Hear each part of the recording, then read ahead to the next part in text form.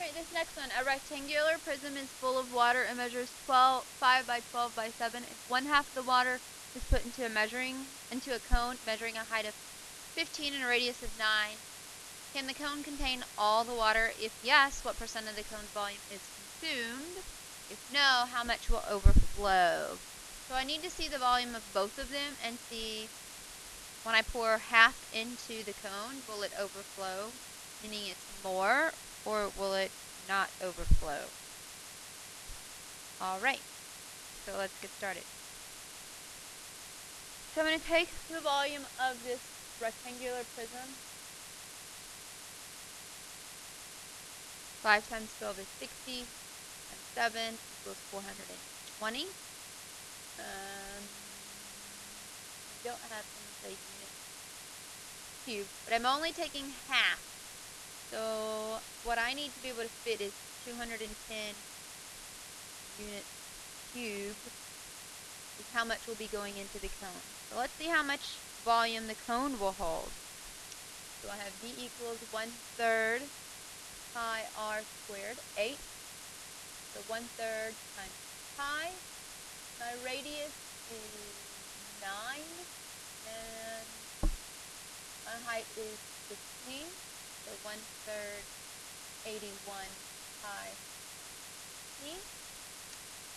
So I can either take 1/3 of 81 or 1/3 of 15. So I took 1/3. What I did. Sorry. I did it all at one time.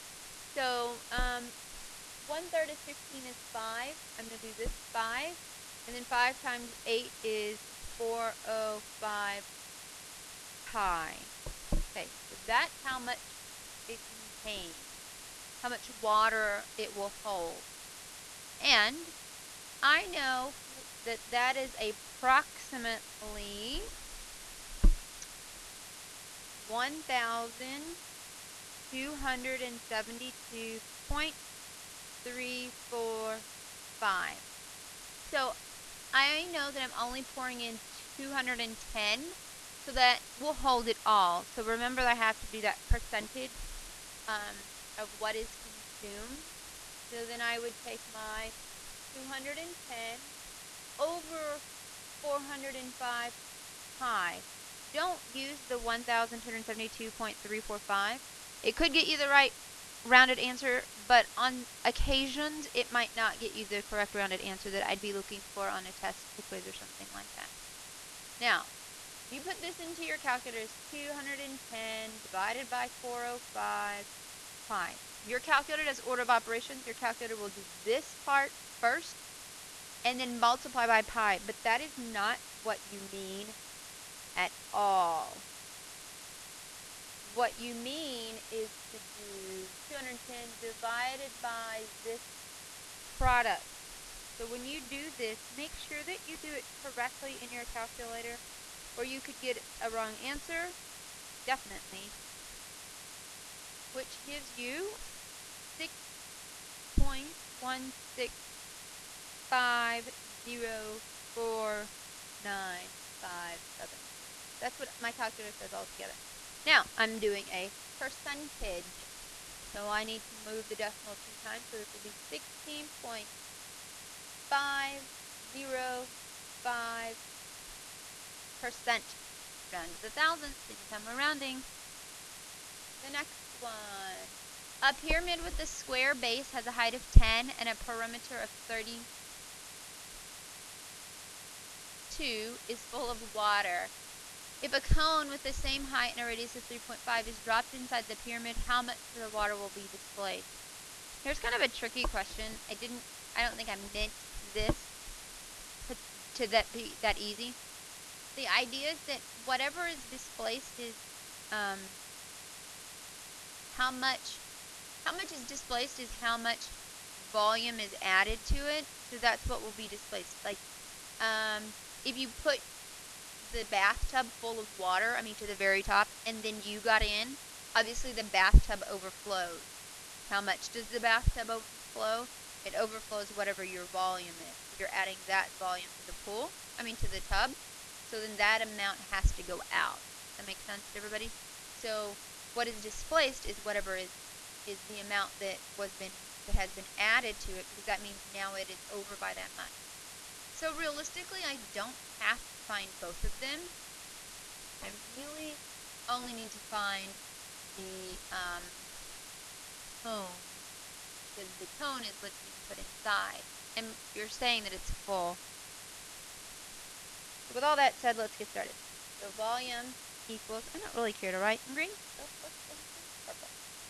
Is 1/3 the base times the height, which then is 1/3 my radius is pi times 3.5 squared times my height, and it's the same height, so that would be 10. So this gives me 1/3 pi times 12.5 times 10. So what happens is, I'm going to write this out all together. So this will give me, when I multiply, remember, all of these are realistically just being multiplied together. It's 1/3 times, so it doesn't matter what order you multiply in, it doesn't matter which you put together first, the associative property for multiplication. So I'm going to associate together the 12 and 25, give me 122 and 5/10 pi over 3. Now, technically you really shouldn't have a decimal in a fraction. So what I'm going to do is multiply both the top and the bottom by 10, give me 1,225 pi over 3. Now, a variation of this problem could be what was left over in the pyramid. So if I wanted to know what was left over in the pyramid, I'd have to find the volume of the pyramid. So that would be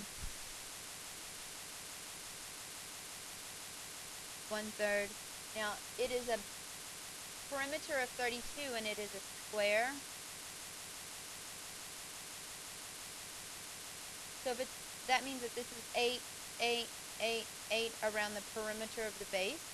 So therefore, because it's a square, I can do base times height or side squared. So this is giving 64 times the height of 10, which then gives me 640 over 3 units cubed. So if I wanted to talk about how much was left over, I would take this. Oh, this would be, sorry, let's go back. Remember I multiplied this top by 10, I didn't multiply the bottom by 10.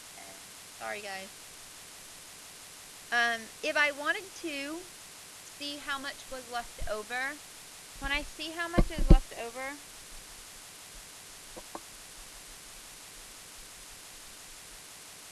I would have to do 640 over 3 minus 122.5 pi over 3.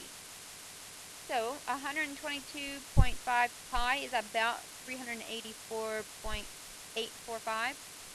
So this would be 640 over 3 minus 384.845 over 3, which would give me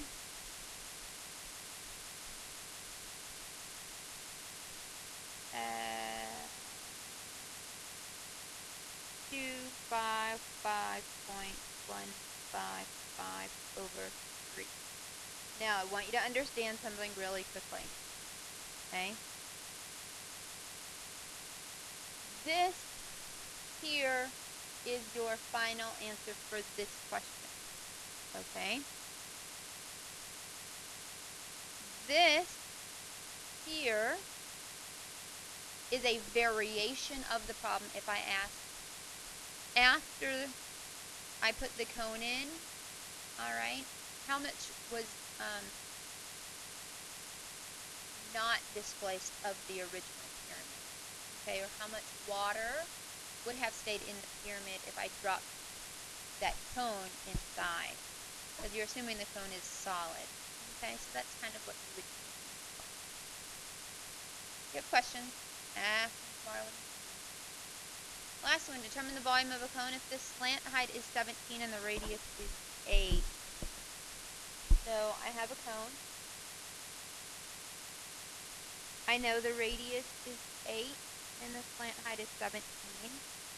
So in order to find the height, because remember volume is 1/3 base times height, well I have to find the height. So I'm going to come over here to the side and do h squared plus 8 squared equals 17 squared. So 8 squared h squared plus 64 equals 289. Subtract the 64.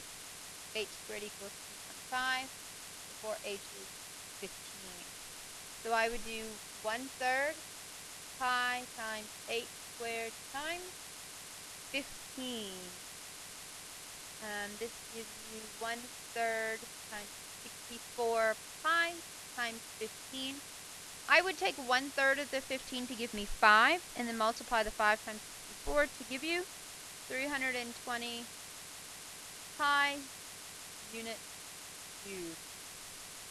Alright, thank you very much, guys.